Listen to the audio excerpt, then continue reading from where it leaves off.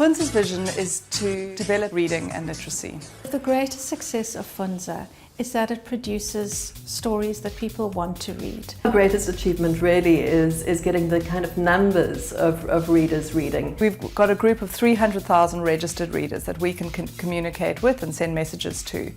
On a daily basis we have around 50,000 page views, and on a monthly basis we have around 50,000 unique readers visiting our site, and they each have an average visit duration of around 14.5 minutes, which means that they are not only visiting the site, but they're reading for a long time.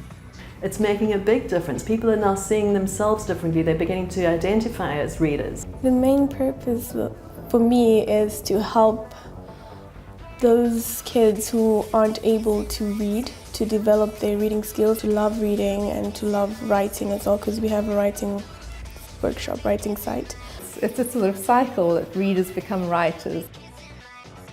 So far, my greatest success since I've joined Fundza has been working with young writers all across South Africa.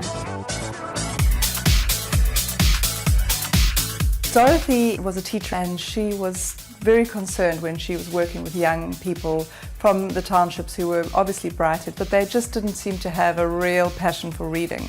She wasn't sure if it was the type of content or whether it was access and what the problem was. And so started working with Roz, a friend of hers, to develop a story that would really engage young people. And then the idea was, well, how do we spread this and how do we make it a viable way of being and reading and enjoying it? So that's where the idea for Fundza grew. It all starts with the content, and what we're trying to do is to create the kind of content which is really going to inspire and excite young people and make them want to read. The work that we do is actually helping people, because when you read up on what the learners write, it's inspiring. They are engaging with the stories and how it's changing their perception of the society they're living in. The second part of that is looking at the access issues. How can we make reading far easier and less costly for young people? You're using mobile technology, but also our book distribution program, providing highly exciting books which young people will want to read and getting them to places that wouldn't otherwise be able to afford to buy them. We don't just donate and go away.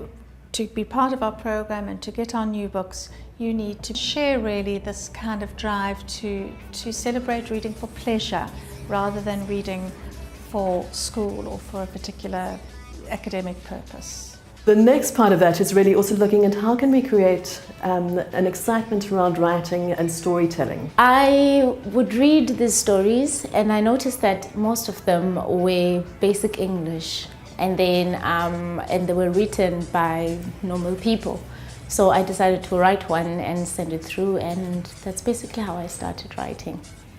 We know that we are inspiring young people to write, now that they've read about stories about people that are similar to them. So I think it's giving people that confidence that no matter what their circumstances, they do actually have a story to tell. I think greatest success is just seeing through readers' comments that they're becoming habitual readers with all its benefits of, creativity and creating empathy and just opening new worlds up.